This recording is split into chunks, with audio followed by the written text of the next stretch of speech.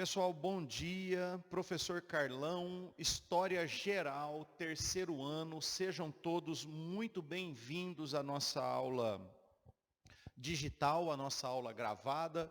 Espero que esteja tudo bem com vocês, que vocês estejam se cuidando, tudo bem? Com muitas saudades do meu terceiro ano, de toda a galera, não é verdade? Galera do fundo, não é verdade? Saudade de mandar vocês ficar quieto, né? Saudade de chamar a atenção dos seis, saudade de vê-los, de ter aquela interação que a gente tinha nas nossas aulas, não é verdade? Mas rezando para que seja bem passageira essa situação que nós estamos vivenciando, né? E que a gente possa estar juntos o mais breve possível e principalmente com saúde, que é o que verdadeiramente interessa nessa vida, né? É a saúde. Legalzinho? Então tá, a última aula que nós vimos, nós falamos sobre a crise do Império Romano.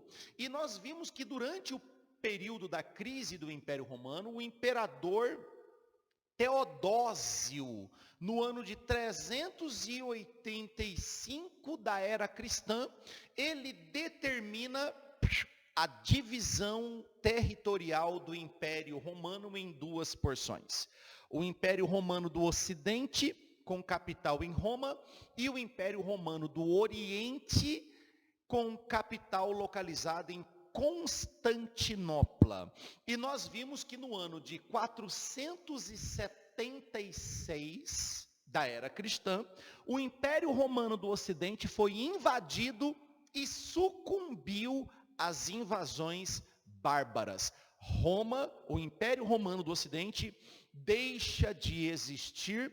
Nós vamos ver que na Europa Ocidental vai ocorrer um processo de fuga intensa da população das cidades em direção aos campos, o que nós na história chamamos de intenso processo de ruralização, que vai gerar a enfeudalização na Europa Ocidental, ou seja, o desenvolvimento do modo de produção feudal, do feudalismo. Contudo, no Oriente, que é o que nós vamos focar na nossa aula de hoje, no Oriente, nós vamos estudar duas grandes civilizações aqui na nossa aula 11 do seu livro 2, repetindo, aula 11 do seu livro 2, já vai estar pronta para vocês lá a resolução de vários exercícios a partir da página 17, não é verdade? Temos vários exercícios da aula referência à aula de hoje. Então, lá no Oriente, nós vamos estudar a porção oriental da Europa agora, se desenvolveu duas grandes civilizações, o Império Romano do Oriente ou simplesmente o Império o quê, gente?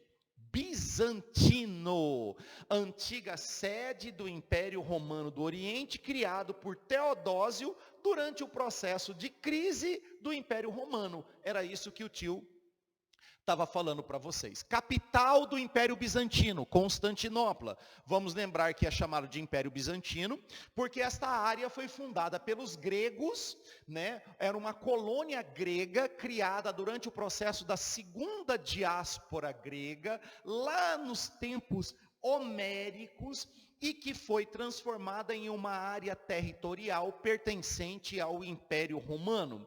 O imperador Constantino urbanizou, reformou a cidade, a capital, e deu a denominação de Constantinopla em homenagem a ele mesmo, porque ele era o cara e ele deu o nome dele, legal, melhor do que ele chamasse Benedito, ia chamar Beneditópolis, na verdade ia ficar meio estranho o nome dessa capital. Então o imperador Constantino, Constantinopla é a capital, a sede do Império Bizantino, a sua localização atual é a Turquia, beleza? E é a entrada do continente asiático. Veja que a localização geográfica do Império Bizantino era uma localização estratégica, na medida em que era o limite territorial da Europa Ocidental e o início do continente asiático, o que transformou esta região, esta civilização, numa região de entrepostos comerciais, aonde várias rotas comerciais se encontravam, favorecendo o desenvolvimento de uma economia baseada num intenso comércio, numa intensa vida urbana e também na prática de artesanato. O artesanato produzido em Constantinopla era a base do desenvolvimento do seu comércio. Portanto, era uma economia dinâmica, era uma sociedade urbanizada e muito bem desenvolvida. Tudo bem? A religião oficial do Império Bizantino, e olha que os bizantinos eles levavam muito em consideração a questão religiosa. A religião era o cristianismo predominante, a religião oficial era a religião cristã. Vamos lembrar que se trata de uma herança da religião do Império Romano do Ocidente, que foi oficializada por Teodósio no Império Romano do Ocidente, através do Édito, como que era mesmo o nome daquele édito? Édito de Tessalônica. Nós já estudamos isso em aulas anteriores. A organização política do Império Bizantino, lê contigo aqui, era uma monarquia teocrática. Professor, o que é uma monarquia teocrática? Teo é Deus, crática é o poder.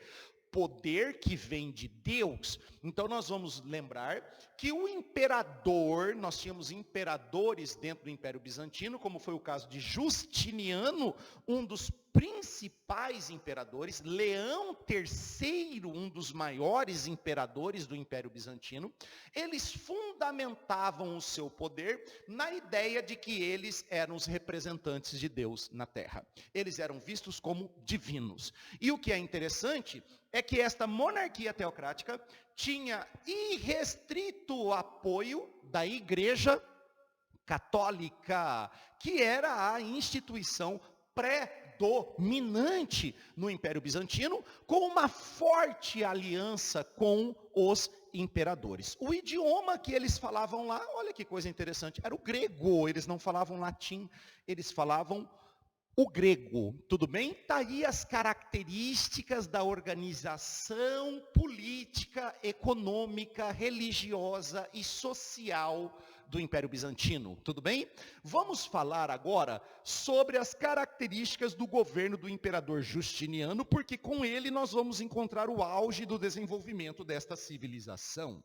Justiniano, ele desenvolveu uma política agressiva de expansão do território do Império Bizantino. Ele resolveu restaurar, ele resolveu restabelecer as antigas fronteiras territoriais do Império Romano do Ocidente. E olha que ele quase conseguiu, tudo bem?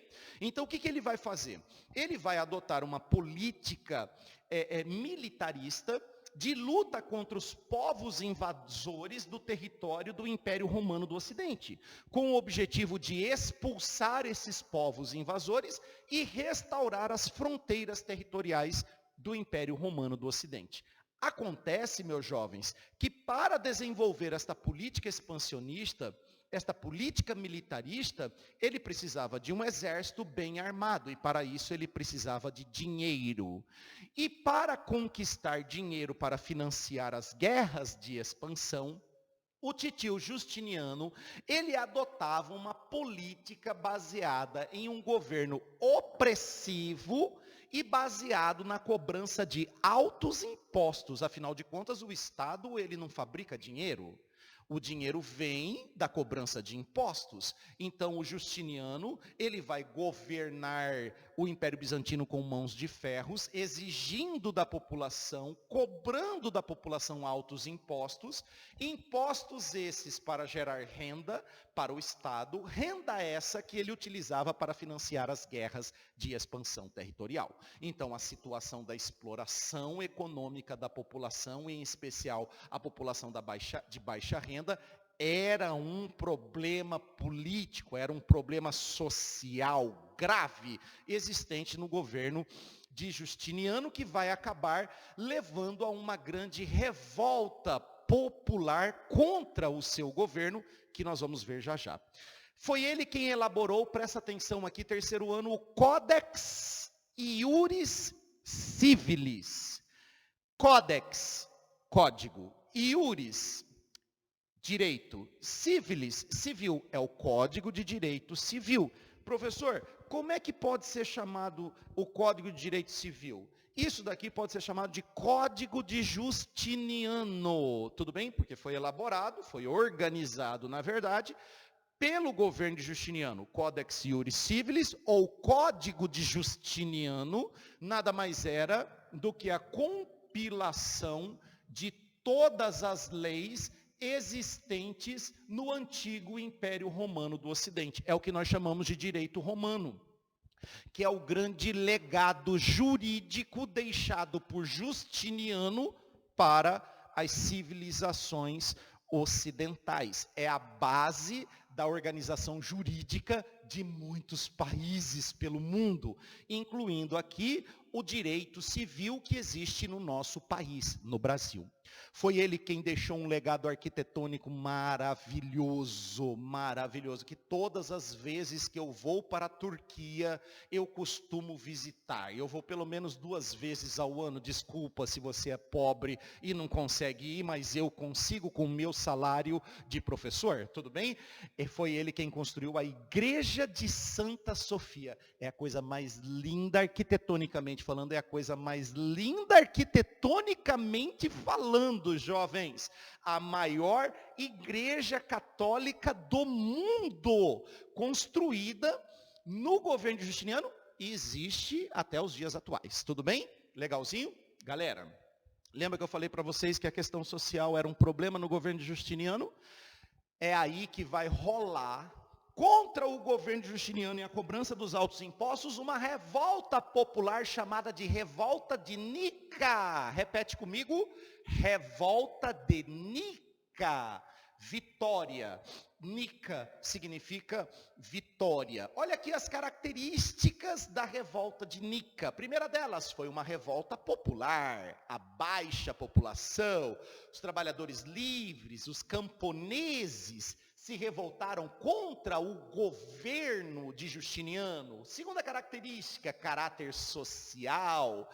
Era contra a exploração dos trabalhadores, a pobreza, a miséria da população, mas principalmente era contra a cobrança dos altos impostos pelo governo de Justiniano.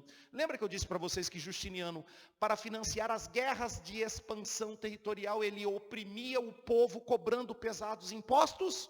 Revolta de Nica é uma consequência desta política opressiva do governo justiniano. Professor, como é que resolveu a revolta de Nica? Na base da paz, do amor? Claro que não.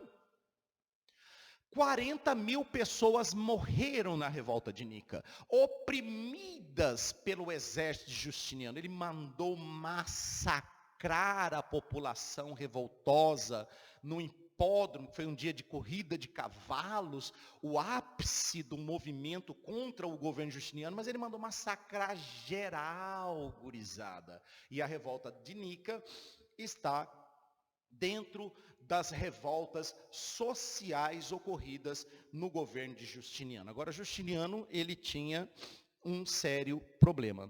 Assim como os demais imperadores que vieram após Justiniano, ele costumava interferir nos assuntos religiosos da Igreja Católica.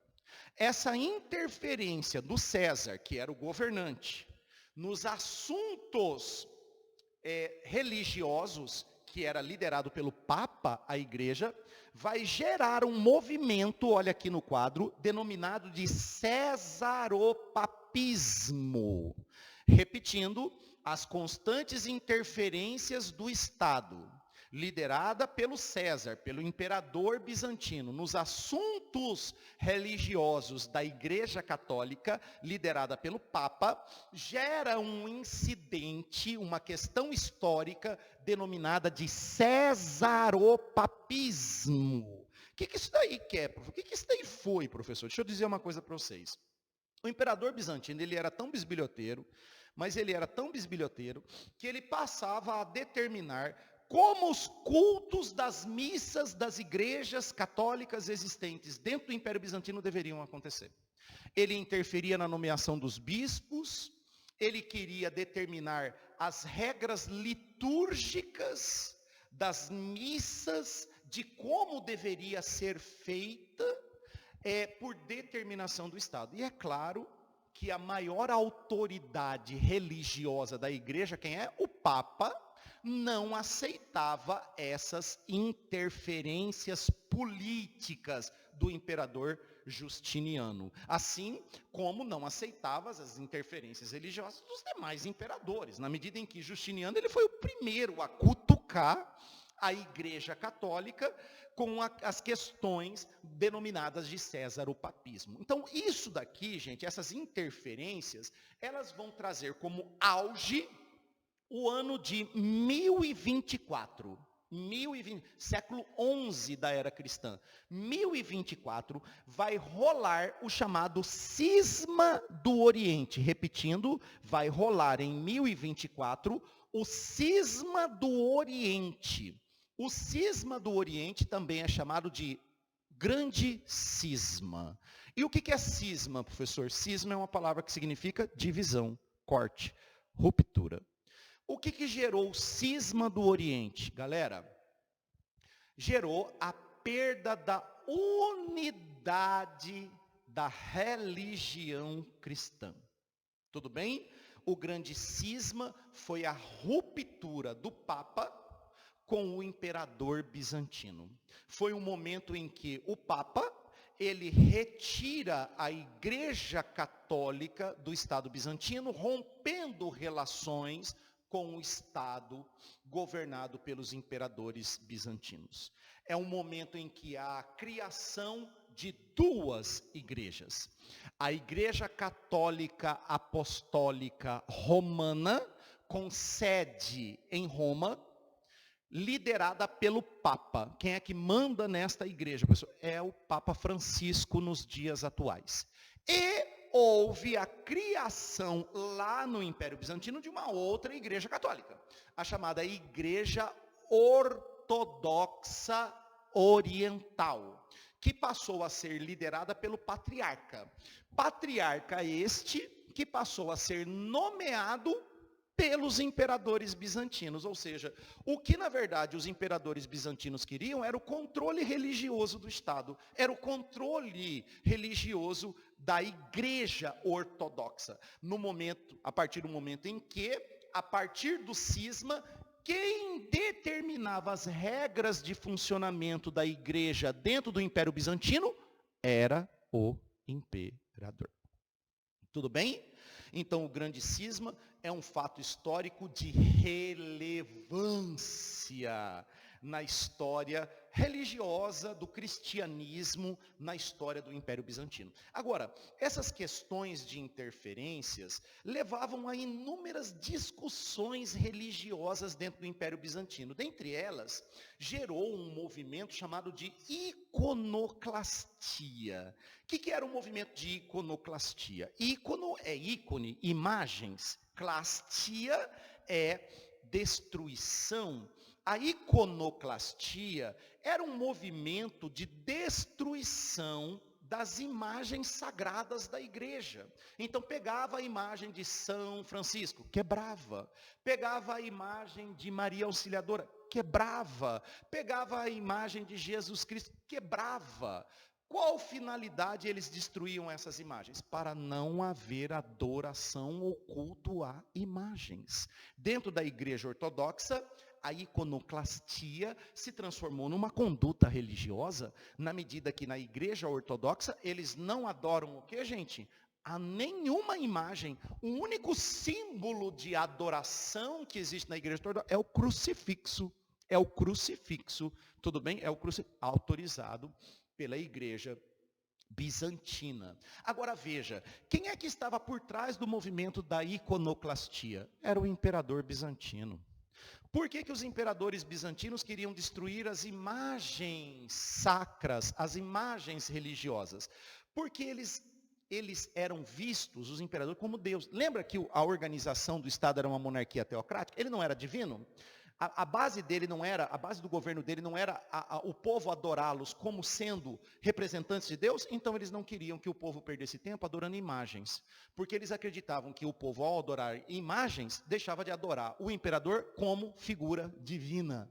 Ele não aceitava concorrência, vamos assim dizer. E o que ele determinou? Determinou a destruição de todas as imagens. Então você nota que a iconoclastia é o césaropapismo, é a interferência dos imperadores bizantinos nos assuntos religiosos. O que vai ocasionar aquilo que nós chamamos do quê, gente? O grande cisma, ou cisma do Oriente, o surgimento da igreja ortodoxa grega, ou a igreja ortodoxa oriental, que é uma igreja dominante no Oriente. Nos tempos atuais, o país com o maior número de representantes da igreja ortodoxa no mundo é a Rússia, para onde o ortodoxismo cristão se esparramou em direção ao continente asiático, em direção ao Oriente. Tudo bem?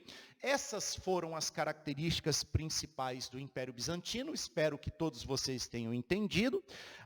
Temos exercícios para serem resolvidos a partir da aula 17, e eu espero vocês na nossa próxima aula, quando trataremos do assunto islamismo. Um abraço a todos e até lá. Tchau.